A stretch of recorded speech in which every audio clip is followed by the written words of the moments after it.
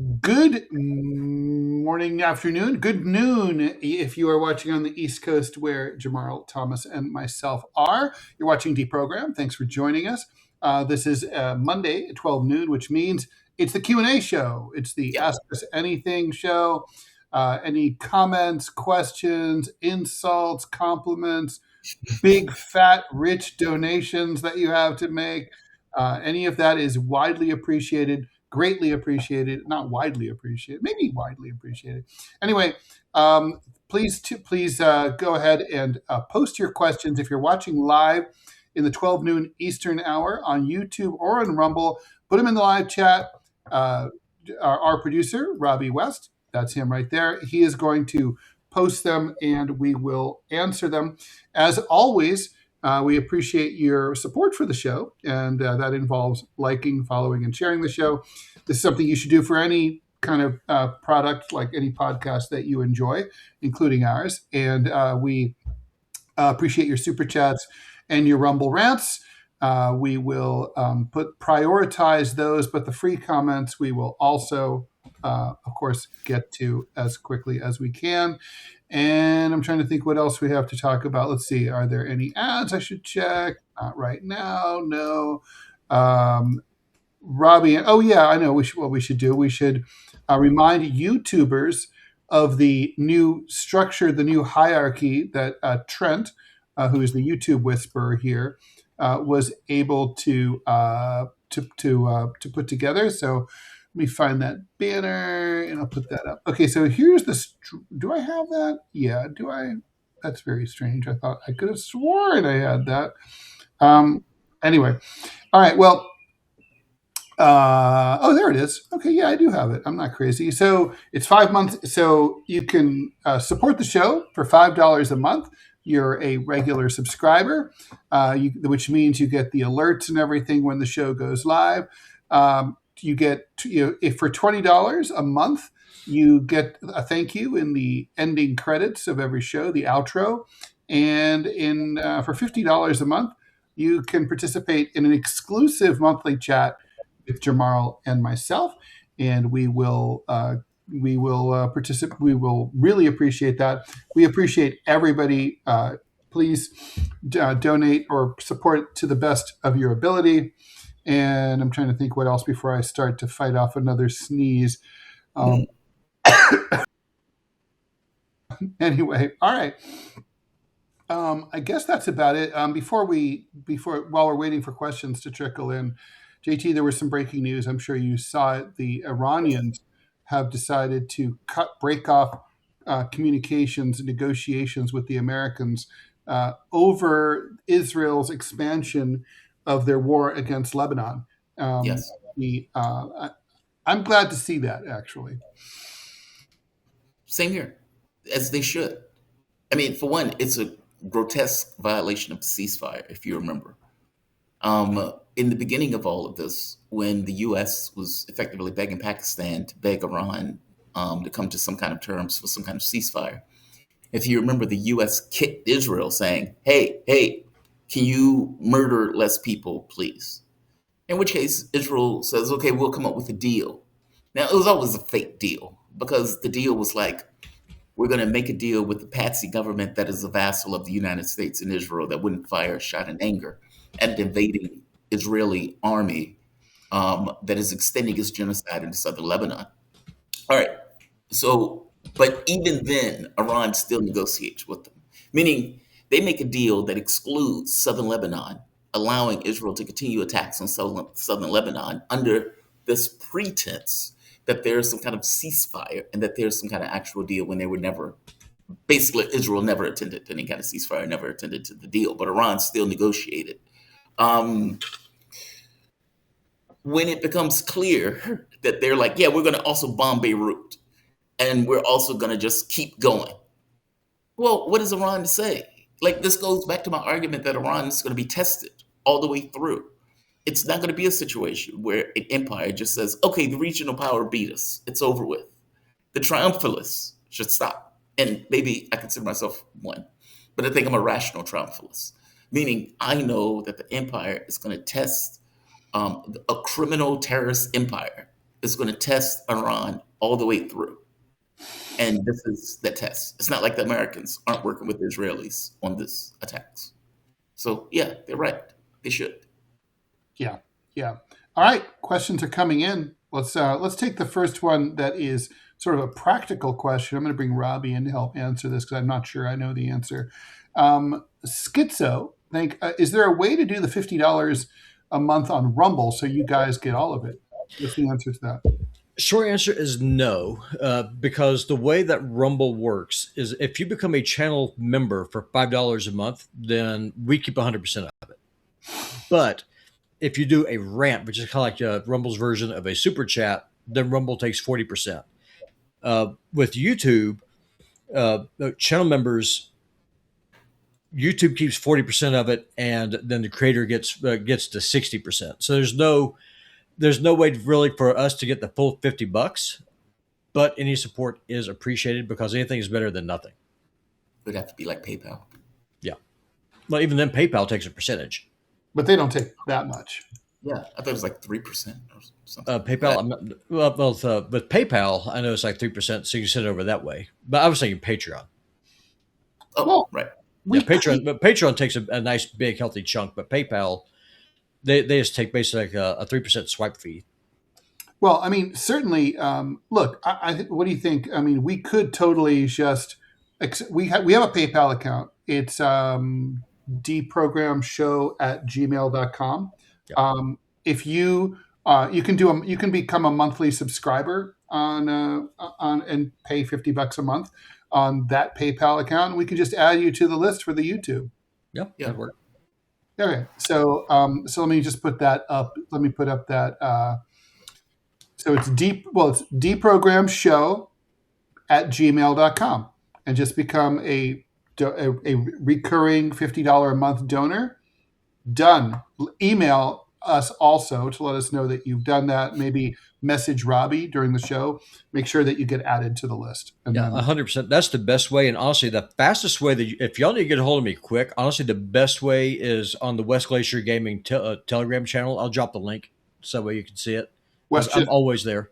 West Glacier Gaming at gmail.com. And right. I also have a Discord. I'll drop the link on both Rumble and YouTube. So that way, if y'all need me quick, that's honestly the fastest way to get me because I'm never on Discord. I'm just too busy. I don't have time to play with it. Okay. All right. Thanks, Robbie, very much. Appreciate that. All right. Let's get to some politics. All right. Jack Samuels, thanks for the question.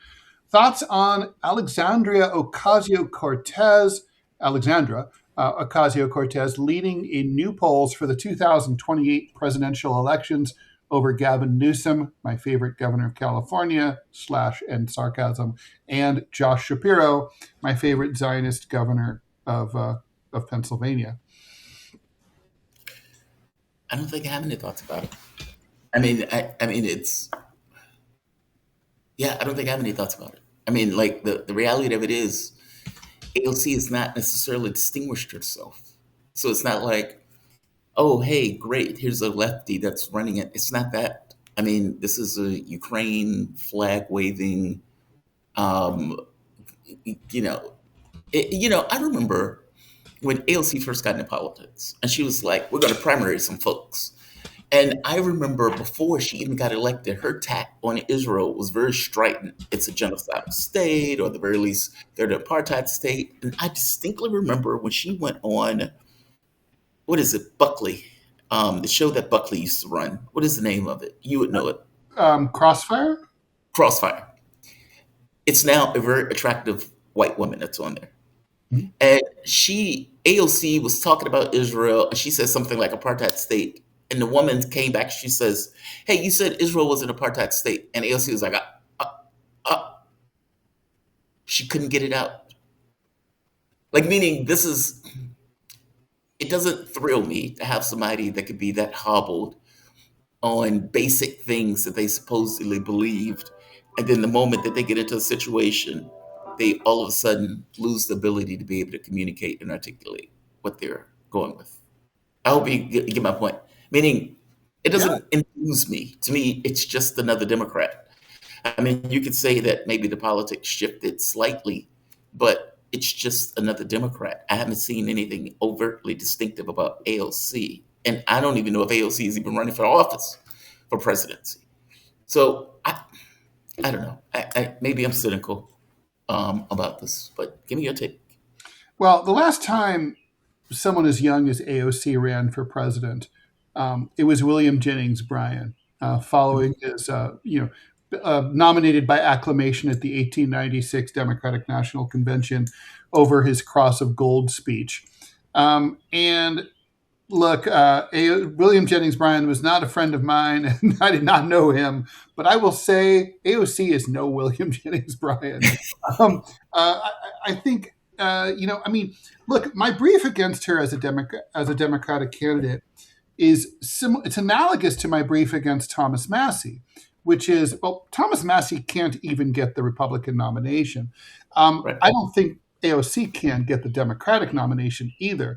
But in both cases, they're both so identified with one side of the party in a very partisan way that I think it would be impossible to win in the general election. I think that polls this far out are meaningless beyond belief because there's been no campaigning, there have been no debates, there have been no ads, there's no organizational structure set up for these campaigns. So I think at this point, AOC might, if she's really ambitious, kind of be running. She might, bust a move for the Senate at some point, or maybe the vice presidency. That I could see, depending on who. I mean, she could balance a Gavin Newsom ticket. That would not be a terrible mix. I don't think Gavin Newsom is a good candidate either because he's saddled with the reputation of California being a fucking disaster. So I think AOC is in a place where she's at a crossroads. She doesn't really know where to go. It's too late for her to be really viewed as a moderate, a centrist. And yet, even though she voted for Mama Bear, as you liked to point out, Nancy Pelosi, and as you pointed out, she's been willing to, play footsies with the Zionists. That's not maybe going to matter as much. But I don't think the progressive base is as enamored of her as it used to be. And so you might not have I just don't know. I don't think she has it. I don't think she's ready, or maybe ever will be, but I don't think she's going to be ready in 2 years to run for president. I don't think it's there. I think Josh Shapiro is a dead letter. Even though he's the governor of Pennsylvania, the association with Israel is just too toxic at this point. Agreed. Agreed. If AIPAC is complaining and bitching, oh my God, people are this blood libel against us, that people are associating us as, a fifth column. Well, yeah, dude. I mean, you are obviously here as a stalking horse for the state of Israel. Call it what it is. And people pointing that out are dead on for doing so. And now you have groups, and to point out this notion of toxicity, this idea of the way they're trying to break up the way that the money is spent so it can go into these kind of anonymous organizations, gets across what you're saying. Josh is toxic. Fucking genocide supporter. There ain't no way. No. AOC has a better chance than he does, for sure. No question. I mean, there's no way. Yeah, I mean, it's interesting. I think the Democratic nominee is likely to be someone we're not even talking about right now. Agreed. Someone who's like, it could be like an Andy Bashir, or God forbid, Gretchen Whitmer, or someone like that. I mean, my hope is that there's enough. God, man, I hate saying this. My hope is that the economy is in such a way that the American public is looking for somebody different as opposed to some rando Republican or rando Democrat. That's my hope. Well, it's going to be. I mean, like just this morning, before we did our regular show, 9 a.m., there was some economic news that broke about how American savings rates have plummeted to the lowest level in over 65 years. Mhm. And I love the Republicans. They're spinning that as Scott Bessent, the Treasury Secretary, says, that's because Americans are feeling optimistic. They're spending like crazy. Uh, no, they're not spending like crazy. They're actually buying fewer things than they usually buy, but they're just paying more for them, and they have to dip into their savings account to pay for them. And using credit cards to do it, which is the worst thing you could possibly ever do. Yeah. But some people really don't have a choice or feel that they don't have a choice. So, no, I mean, I think the economy, the pain, the hurt is now official. It's happening. It's reflecting itself in those figures. And when you're gonna see the polls are going to react accordingly. The stock market is gonna start to tank. Iran situation is not coming in for a soft landing anytime soon. Even if Donald Trump got serious, and he's not serious about negotiating, but even if he did get serious, Israel won't let him. I mean, look at how they're sabotaging him in South Lebanon. So it's. I mean, it's not like, but the Americans are working with him doing that. I mean, it's not like, Oh, sure. that's what I mean. Tested. It's not like Israel has gone rogue. In fact, there was some of the reporting that Israel was asking the Trump administration whether it could bomb Beirut. Like, meaning this is not this kind of one-way thing where Israel is forcing the U.S. into something. This is not a dog gone mad. This is a mad dog. This is what this is this is your buddy who is dating someone awful and leading them astray. Okay. But they're dating them voluntarily. They like it. Right. They can break up. They should break up. They haven't broken up. Yeah. They don't. They keep dating her. They keep bringing her around. Yeah, it's bad. All right, let's get to more questions here. My faves comments on the leaked audios from the former Honduran president trying to destabilize leftist countries in America. He was pardoned by Trump and has ties to Israel. What? That's the Honduras. Is that the one that was deposed Zelais? The one that they put in after Zelais. Honduras, the one that says, I want to get cocaine in the nose of every gringo. That guy, that Trump party. Yeah, exactly. Yeah, I mean, it was Clinton that got Zelais out. Like, this is bipartisan.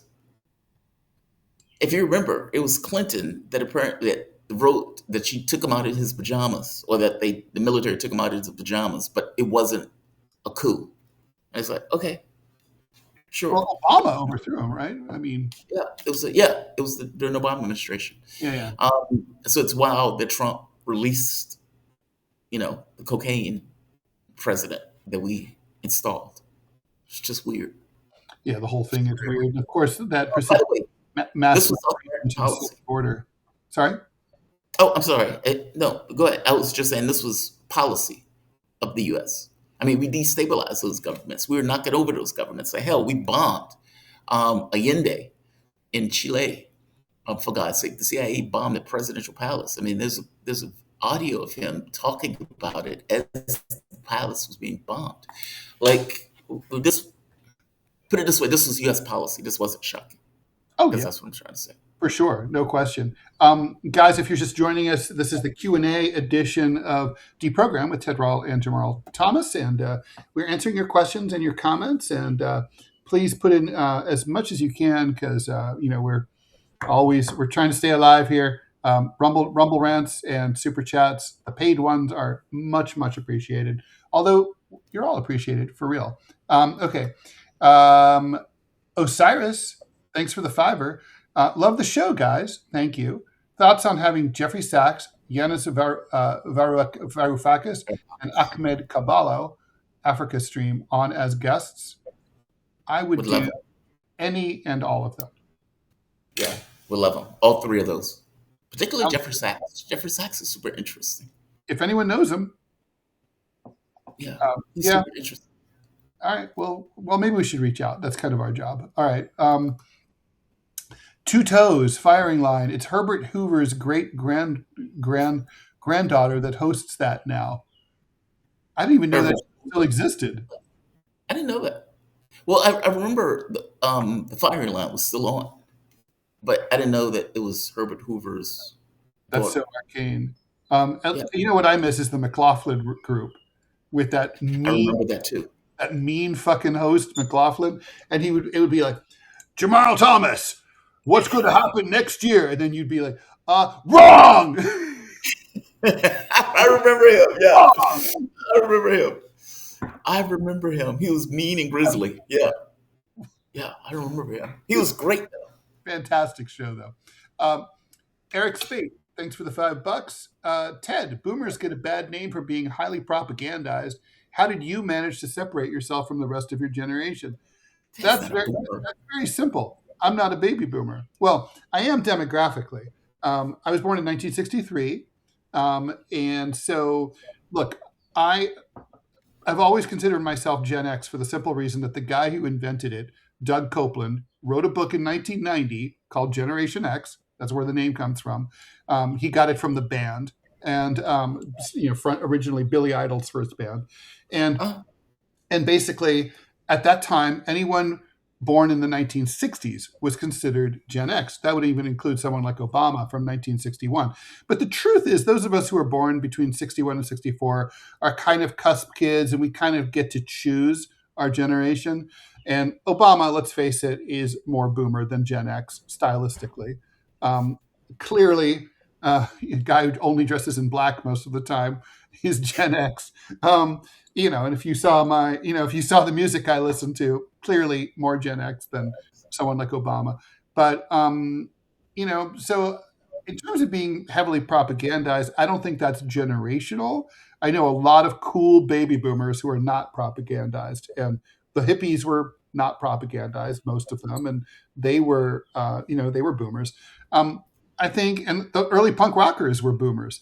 So Iggy Pop's a boomer, not propagandized, right? So my answer to that is that, basically it's independent thought. And my mother always taught me to not believe everything that I heard just because it came from an authoritative source. And that, like, I don't really care about things like, oh, you have a fancy diploma, or, you're from a rich family, or people, or you're invited on TV all the time. I don't give two shits about those things. I'm going to evaluate everybody based on what they have to say and how credible they have been over time. And educational attainment means nothing to me. Accreditation means nothing to me. Like, you have 6 PhDs. I don't give a shit. And I mean, I don't think that's generational. Okay, here's a question. I appreciate that. No, I appreciate that. Question for you, Jamarl, from Eric Spate. Thanks for the $5. Why have you not had Margaret Kimberly on in a while? Oh, I love Margaret Kimberly. Just haven't thought of it. That's all. It's when I got back to the show. I've only been back to the show for maybe a month. So I'm still kind of in this process of spinning back up and bringing back people who I've had prior. In fact, I was sitting here this morning figuring out, okay, who are you going to get for tomorrow? And doing 7 o'clock, it's difficult in the U.S. 8 o'clock, it's difficult, but a little bit easier. Margaret Kimberly can only do later, which means I have to do the show late. If you've noticed, I've been doing shows in the evenings also to compensate for the thing. I would bring her on. But it has nothing to do with invite her over on our show too. I mean, in the 90s. She's awesome. Margaret Kimberly is fantastic. I love Margaret Kimberly. She's fantastic. Okay, so FU, so if the Democrats win in 2028, do they continue with the Nazis and Israel atrocities, or do they fuck up and stop being out of touch careerists? No, they stay with the Nazis on both sides, whether it's the Israelis or the Nazis in Ukraine. I don't think they change. In 10 years, that'll be a different answer. But yeah, 2028 soon. These things move glacially. No one's going to want to have anything to do with Israel in 10 years. No one. They're going to be so isolated. It's going to be ridiculous. Well, these fools are trying to integrate the military. I don't know if that's going to happen at this point, considering the uproar over it. Impossible. But 10 years ago, they could have pulled that off. Not now. Yeah. But these assholes, who knows? Oh, no, it's true. I wouldn't put it past them. Only time will tell. Taxpayers want accountability. All that money funneled with all that money funneled? I don't know. And people are demanding answers to the poverty cycle. Are they? Yeah, I don't Are think so. they? I wish they were. Yeah. F.U. So I like this question. Is Erica Kirk a sociopath or a narcissist? I'm going to vote narcissist. You're going to go with narcissist. I don't know if she's a sociopath. That's kind of hardcore.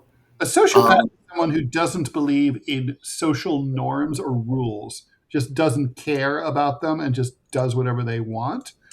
And Well, wait a minute. That's not. I mean, a sociopath is a person who, correct me if I'm wrong on this, who has learned from society to be a psychopath. Effectively meaning they weren't born a psychopath. Their social cues and the feedback from that society has made them like, for example, let's say I was born in a shitty neighborhood. Let's say I had a heart of gold when I was a child, but I realized that crime was the way out of this because I see the people around me profit from crime. And so I become this kind of hard ass criminal because I get gains from it in a societal sense of being so. Same thing with CEOs, right? It's like you have somebody who may not start off a particular way, but with all of the social cues that they get to maximize their profit and everything else, ultimately they become somewhat of a sociopath or a psychopath in the way that they behave based on societal feedback mechanisms that tell them that this is the correct way to be. Correct me if I'm wrong on that. Yeah, I mean, I'm not a psychologist, but I think that's.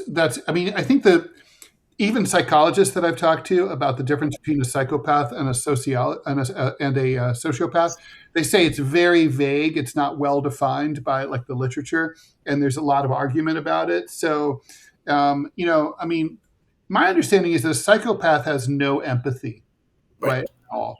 It doesn't mean that they're necessarily a bad person. Doesn't mean that they go and hurt anyone, but they just don't.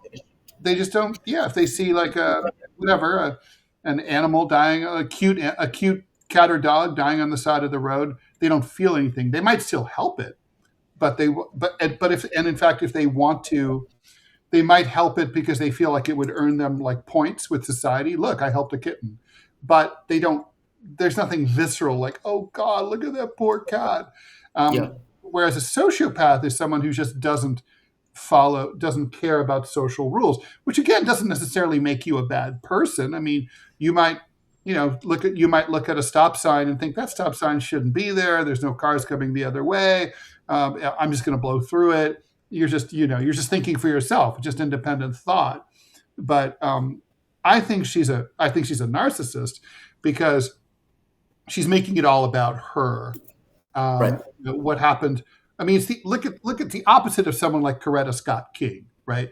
Coretta Scott King has dedicated her entire life as a widow. I assume she's had a romantic life post MLK. I certainly hope she has, but we don't know anything about that. She's made everything she's dedicated herself to preserving the memory of her martyred husband, and she to the point of self-effacing, like to an extreme. I mean, I don't know if there's a grift and she's like, making money off the foundation. I'm sure to some extent, sure.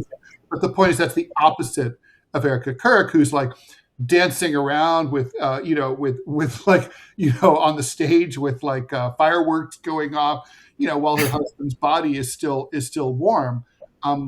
That's weird. I mean, as someone who's I've was known for criticizing 9/11 widows in one of my cartoons. Well, everybody, everyone grieves in their own way. And I would say, yeah, and some people don't grieve right. and she's one of them. She doesn't grieve right. I think she's just a skank, and that like the way she's behaving now has been revealed by her skankitude has been revealed by her husband's death. You got caught criticizing 9/11 widows in a cartoon. Yeah. One of my most notorious moments. Can you imagine being the guy coming after Martin Luther King? Man. Yeah.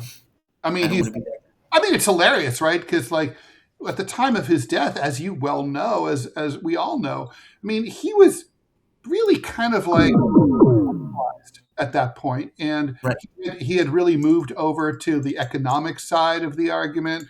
Yep. He was really, basically a socialist and talking about income inequality, and he kind of wasn't a big deal.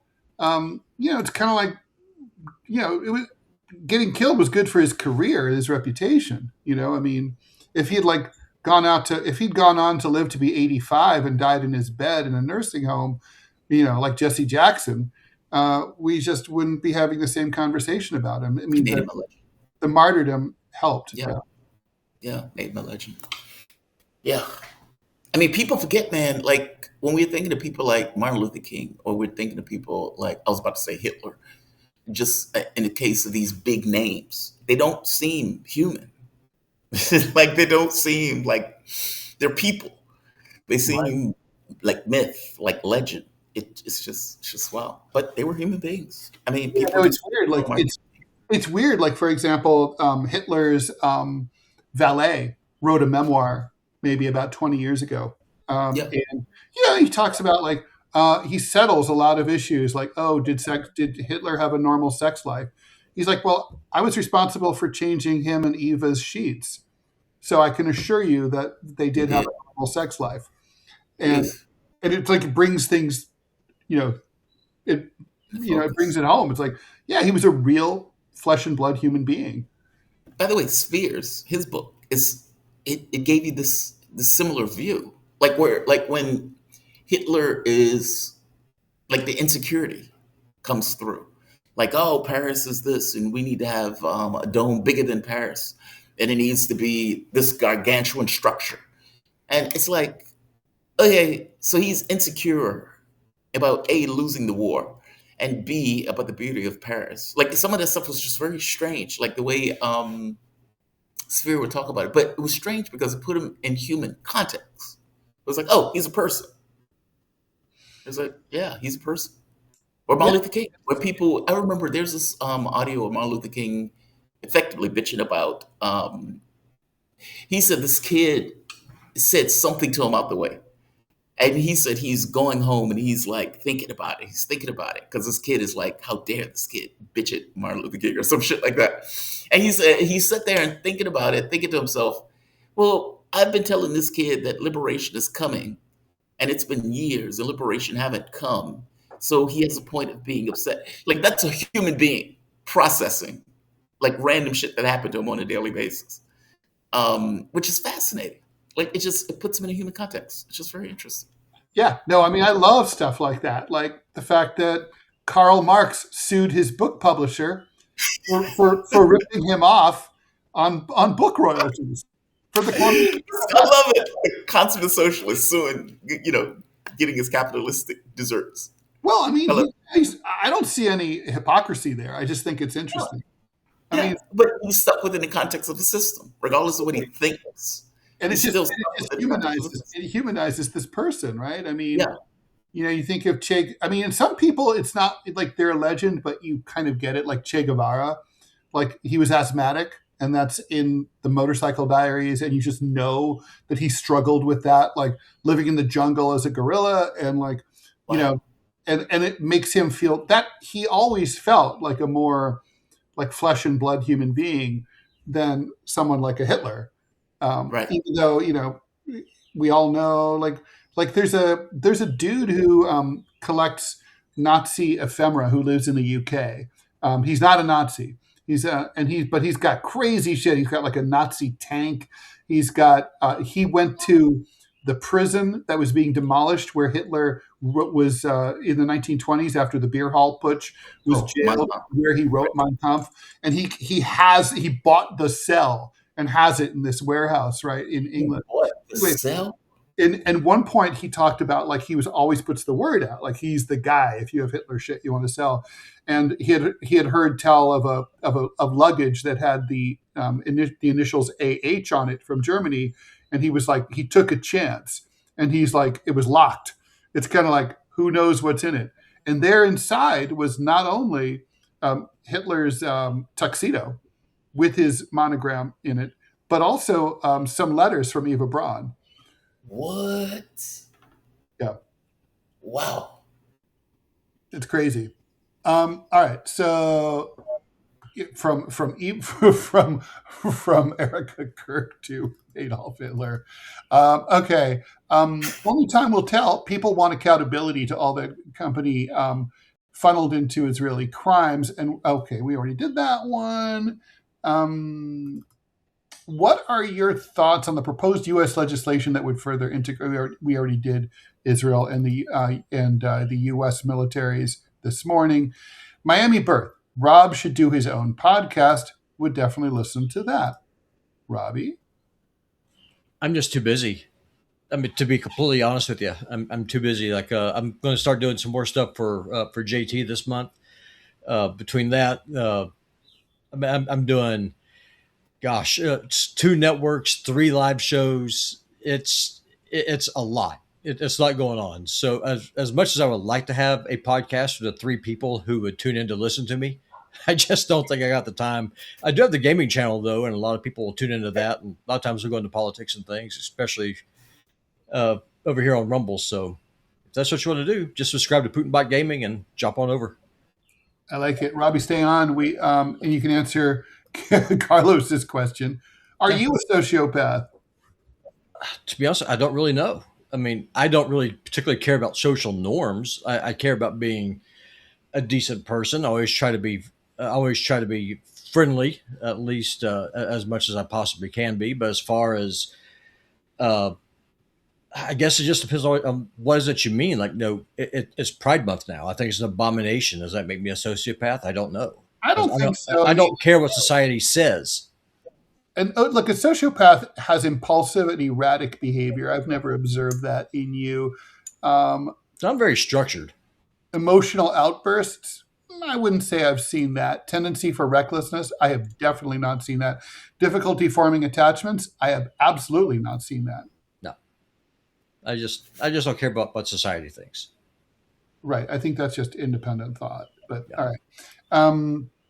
Okay. Vic S. Adams, what are our thoughts on the protest and hunger strike at Delaney Hall in Newark? That's the ICE gulag that has been the site of violence over the weekend. Yeah, God bless him. Yeah, God bless him. God bless him. Yeah, God bless him. Resistance.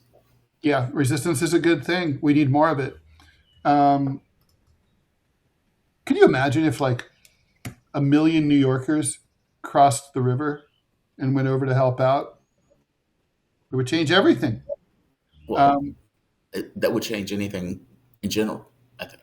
Yeah, it would. I mean, it doesn't have to be 1 million New Yorkers. I mean, it's 300 million people in the country, but 1 million people will make a difference. I mean, for fuck's sake, the million. 100,000 would make a big difference. 10,000 would make a big difference.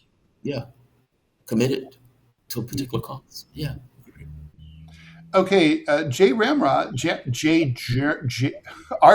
Ramrod. I noticed earlier when we were talking immigration, Robbie said a hell of a lot about deporting them all, while once again arresting the billionaires who profit off their labor was never once mentioned. Well, let Robbie answer for himself.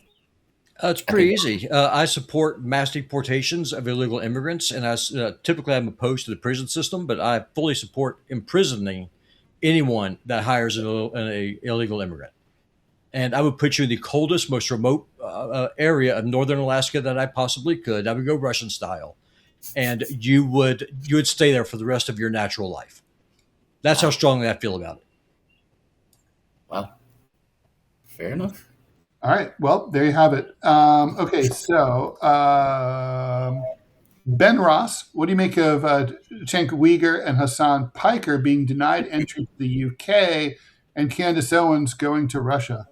Yeah, Cenk Uyghur. So Cenk Uyghur and Hassan Piker, though they used to be on TYT. Cenk Uyghur still is the person who runs TYT.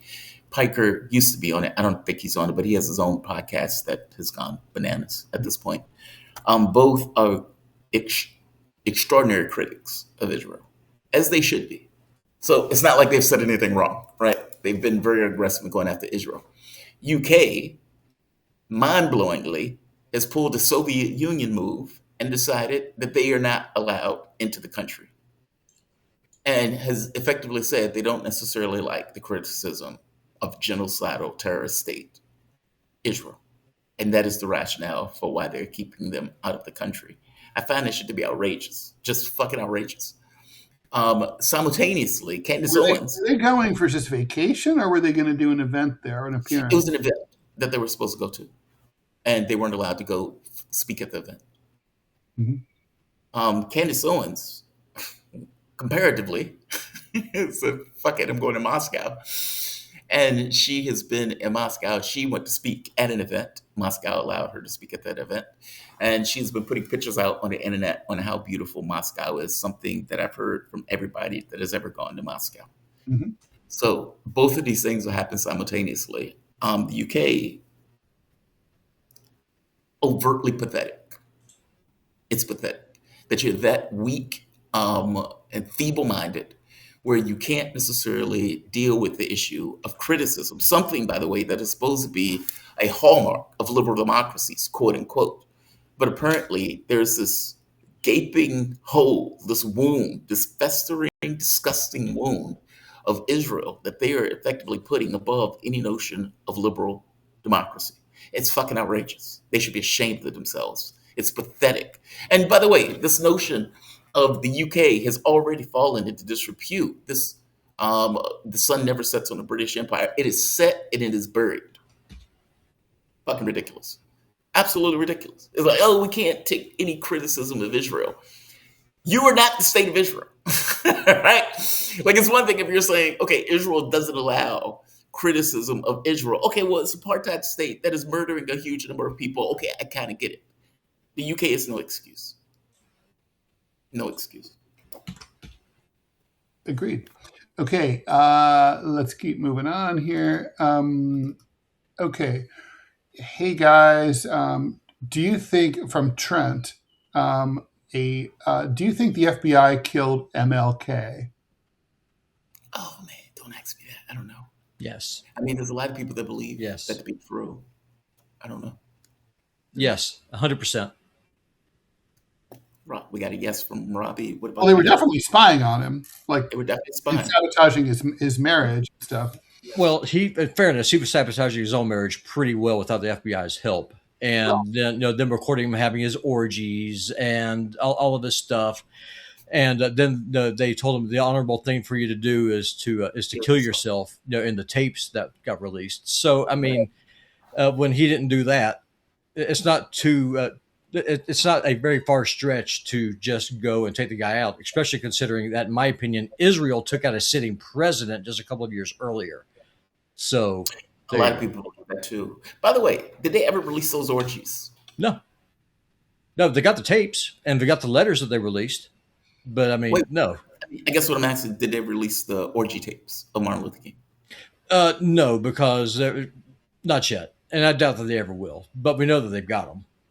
I would be interested in hearing those. That would be just fucking weird. Yeah, But Porn. Okay. from a Baptist minister who right. denied the Right. virgin birth, denies the Trinity. That dude's roasting in hell right now. MLK he's an weird. apostate bastard. Who are you talking about? Martin Luther King? 100%. You're talking about someone who wouldn't go after dude, who wouldn't go after come on. MLK right here. This guy right here will do it. Come on, Robbie. 100%. Come on. Really? 100%. Oh God, yes. They got listen. He was a fake minister wearing a shark skin suit who got himself into the original grift. I mean, if you're going to go with a civil rights leader who I can respect, it's Malcolm X. That dude is the real deal. Martin Luther King was a showman. No, that's what you don't get. Both of these guys were working, and meaning you needed both. In any revolution, in any movement, you need both. You need the person who scares the shit out of the system, and you need the person who's a peacenik saying, "Hey, you see that guy? That guy's terrifying. What about me?" Listen, I get what you're saying, and I agree. But one's a true believer, the other one's a grifter. He was a true believer. They both had a role to play. They both were true believers because they both were on the firing line. He fucking got shot. Yeah, well, they both did. Well, I don't understand those by the Nation of Islam guys. You're saying that he's roasting hell and he was a grifter and he wasn't a true believer. He fucking got shot. Of course he did. They murdered him. Of course he did. I would agree with you if he went to bed and died at 90 in his bed. But that's not what I'm not saying happened. he wasn't. Listen, I'm not saying he wasn't a threat. What I'm saying is that his business model was based off of celebrity and profit, not necessarily off of being a true believer. That's all He I'm saying. wanted, look, he wanted pussy. It doesn't mean that he wasn't necessarily committed Do to you the just want cause. pussy, or do you also want guys too? Because there are men He and wanted, women in those orgies. okay, it doesn't matter to me.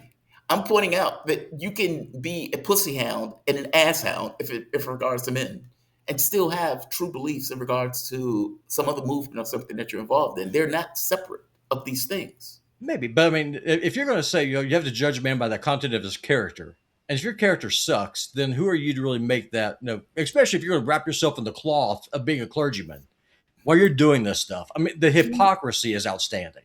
he may That's what I'm be saying. he may be a flawed human being. I don't need him to be a perfect vessel. Oh, for sure. But what I'm saying is that he portrayed himself to be one to maintain his grift. He I'm never not. he never said he was a perfect vessel. Apparently, in the gospel, we're all sinners. Of course, but now, do you remember how earlier how you talking about how the nation has its mythologies? Like Yes. no, there's mythology around Martin Luther King, like he's the second coming of Jesus. He's Black Jesus, if you would. And then you have Abraham Lincoln, who's the who is the second George Washington who freed the slaves. And the reality is, he didn't free anyone. That was President Johnson that did that, who freed the slaves. It's just, and then George Washington could never tell a lie, cut down the cherry tree. Right. It's those kind of mythologies. And if you challenge that mythology, it breaks people's brains. You're not breaking my brain. I'm trying to point No, I'm out not to you talking about that no, I'm not talking about you personally. I'm talking about just people in general. Like I can guarantee you, there's people clutching their pearls right now saying, "Who's this white guy?" You know, criticizing Martin Luther King for being a hypocrite. He was a look, hypocrite. I think the criticism misses the mark. That's all. Like Maybe. meaning, even if everything you say is true, it doesn't touch the reality of events. Meaning, even if Martin Luther King was a pussy hound, even if Martin Luther King was having orgies, even if he was having orgies every night, it But would. you shouldn't be. But you shouldn't be calling yourself a preacher while you're doing it. Well, this was kind of like the argument that we were having earlier. Do you need a person to be a perfect vessel if they're going to be a politician? No, I don't. I No, need of somebody course not. who's effective at accomplishing an objective. No, Those are I agree different. with you. And listen, I agree with you. Nobody's perfect. The criticism that I have is that he's doing this stuff while wearing the cloth of a Baptist minister. He should have stepped away from the pulpit. He should have said, "No, I'm not stepping. I'm stepping away from this. I'm not going to be a minister. I just simply don't believe what the gospel says anymore." That would have been a more honest take, but he didn't do it. He tried to have his cake and eat it too. He didn't That's my believe what the criticism. gospel was saying. Who said he Huh? didn't believe it? He was a Read his pussy. letters. Oh, read his letters. The letters that he wrote where he denied the virgin birth and all this other stuff. I mean, the dude was not a Christian. You cannot be a Christian and deny that Jesus is God. You cannot be a Christian and say he wasn't born of a virgin. You cannot be a Christian and say he didn't rise again on the third day. Those are those are the foundation stones of Christianity, which he rejected in his own handwriting, in his own letters. What did he say specifically? I'm just I'll- curious. I don't have them in front of me, but I will email them to you after the show. But they're And he out. said, I don't believe in any of those things. Yeah, he did not. He did not. He rejected those things. So I don't have them. I was not planning on going down this rabbit trail, or I have the sources ready for you right now. But I'll send them to you after the show. Isn't there a place for doubt in Christianity? I mean, Apparently, Everyone not. doubts. I remember I went to confession when I was young, and I said, I don't really believe in God, and my priest said, "Oh, I don't either." And I'm like, "What?" And he goes, and he goes, "Yeah." He goes, "It's totally normal." I mean, Jesus Christ's last words were an expression of doubt, right? Like, my Father, why have you forsaken me? Yeah. I mean, that's beautiful and poetic, right? It isn't it like even Jesus himself doubted that his dad was looking out for him. No, he didn't. What that was because remember, God the Father cannot abide sin. Jesus became sin. That's why he called that out. Sadathanai. That's what he said. And that's Aramaic. And so what he was saying is, my God, why hast thou forsaken me? But keep on going, though. So Jesus actually went to hell, and he was in hell for 3 days and 3 nights before he ascended, before he was resurrected. And that's what he was doing. So it wasn't that God rejected Christ.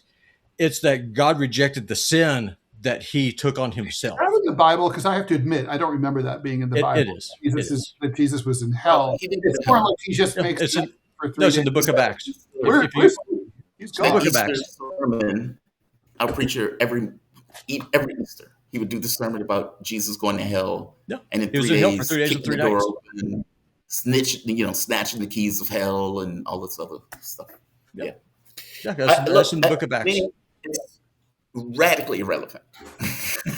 I don't give a shit if Martin Luther King was a pastor. I don't give a shit if he believed in Christianity. I don't give a shit about it. That's because you're not religious. My point of I view, am. from my point of view, it matters that he was proficient at what he was doing, and he was able to preach this gospel of love and peace and everything else, and frankly, better than most Christian preachers were doing. So Listen, and I agree, and that's one of the biggest complaints that I have against, especially the evangelical church, is that they don't teach a hell's hot, that Satan is real, that heaven is real. That they, to Ted's point, a lot of these people don't believe the stuff that they're teaching. That's the problem. It's a weak Laodicean, lukewarm Christianity that's a feel good gospel that teaches you that Jesus is this peace-loving hippie and that God is your ATM. None of that is true. And that's the biggest criticism I have with American Christianity specifically. And hell's going to be so full of preachers, the place is going to split open because of them. Because they don't believe it the way that I do. It's a capitalist country. Yeah, there we got a lot of Pharisees, right? Oh, very much so. No, do as I say, not as I do. So yeah, it's one of the things I like about you, Robbie. You believe it. All right, Robbie, while we've got you, just filming really. Robbie is clueless on this topic. He thinks immigrants are taking his jobs. Robbie, you have a story to tell about immigrants taking your jobs, so I'm just going to step out and let you tell it.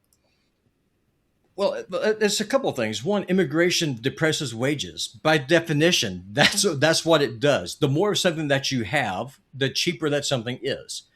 If you have a massive, if you have an abundance on labor, like anything else, then wages are going to go down by definition. Second, if you're hiring someone under the table who's here illegally, you don't have to pay the Social Security tax. You don't have to pay the income taxes. You don't have to pay any of those taxes. You're just paying under the table. Whereas if you hire an American worker, red, white, black, purple, doesn't matter, your cost of hiring an American is going to be higher because you have to pay those taxes, the insurance, the benefits, all the things that a working American worker is going to expect to have. So to say that immigration is it does not hurt the American worker is a bald-faced lie. You need to go get some smarts and get educated on the topic. Second, me personally, losing jobs to immigrants. Yeah, me personally, when my son was born, I worked for a year on the Florida Panhandle, the Diamond Dairy, picking peanuts and cotton. I did that for over a year, so that way I would be able to. That's the only job I could find after the housing crash and the Horizon oil spill. I lost that job because the rancher, the farmer, hired a bunch of Mexicans to work the same job that I was doing cheaper than what I was able to afford. Wow. So me personally, I lost a job to unskilled migrants who are doing the same job that I was doing. While my son was in diapers, my wife was fighting diabetes. I could not afford the bills. So I don't know who the hell it is that you think that you are saying that the American workers don't pay a price because of immigration. We do. I have lost a crappy agricultural job getting paid $3. If I remember, I was like $3 per pound of cotton that I was picking every day in the Florida sun for over a year. Wow. So don't you fucking tell me. Robbie, quit lording it over us with your privilege. You can kiss my privileged white ass. How's that for you? No, whenever someone tells me like, oh, like immigrants don't take any jobs, I'm like, I know at least one dude who's lost jobs to immigrants. I mean, obviously they take jobs, right? I mean, Of course they do. By but definition, they I do. guess the question becomes like, what's that? There's a sweet spot. I mean, like, I know, The sweet spot's to port them all and hire Americans. That's the sweet well, spot. obviously, I think they should hire Americans. Like the whole fight over the H-1B1 visa and stuff like that, and it's like, dude, you guys are doing this just to get indentured slaves or indentured servants into the country that you don't have to pay as much as Americans, and you could effectively treat them the way you want to treat them. Yeah, there's an incentive for both political parties to be perfectly okay with some level of immigration that disposes, or let's say displaces, the American worker just because they don't want to pay the American worker a particular wage, whether that's in agriculture or whether that's in software. I agree with you, Robbie, to a certain degree. I agree. So, Yeah, I I mean, mean, if immigration was not about enriching the ruling class, then we would have closed borders. That's what this is about. This is about maximizing profits by reducing wages for shareholders and the CEOs and the corporations. The United States is not a country. It is a corporation run by oligarchs. and I don't know the answer to this. I mean, as you and I both, we all know, historically, immigration to this country has always occurred in fits and starts, right? In waves, and then the door opens. They throw it open willy nilly. All comers show up at Liberty Island. Ellis Island, and then it's like, and then suddenly door slammed. America's full of. Then how do you explain the whole? I mean, seriously, I don't know the answer to this. How do you guys explain the periods when they slam the door? I mean, if the powers that be are only interested in driving down American wages, which I believe they are, because wages are 2/3 of a company's expenses. So it's like the powers that be and their pet politicians want to cut our wages so that they can make more profits. Why do they ever shut the door? I'm going to reply. Just Filming Greatly wants to know, why do I blame the immigrant? I'm about to break some brains here. I don't blame the immigrant. I understand where the immigrant's coming from. I blame our government that enables the rape of the American working class, and I blame the two political parties that want the cheap labor and they want the votes. I blame our leadership. I blame our country's governance for this. That's one of the reasons why I said earlier, if you hire an illegal immigrant, you should be sent to the coldest, darkest, dingiest dungeon that I could possibly find for you, and you will live out your mortal days there, because that is how strongly I feel about this. I don't blame the immigrant. If every American was employed, if we didn't have a housing crisis, and also if one other thing I want to point out here, automation is replacing a lot of these jobs that these immigrants are going to be coming in to do. So we import 60 million immigrants, and they're all unskilled laborers working agriculture. What are they going to do when those jobs no longer exist? What is your game plan? Oh my God, we got to take care of the immigrants. No, we don't. We don't have the obligation to be the daycare for the entire fucking planet. We have an obligation to the American people. That's what our government's obligation is to. The American person, the American taxpayer, man, woman, child. That is the obligation. Not to some Guatemalan squatter who comes across the river. That's my point.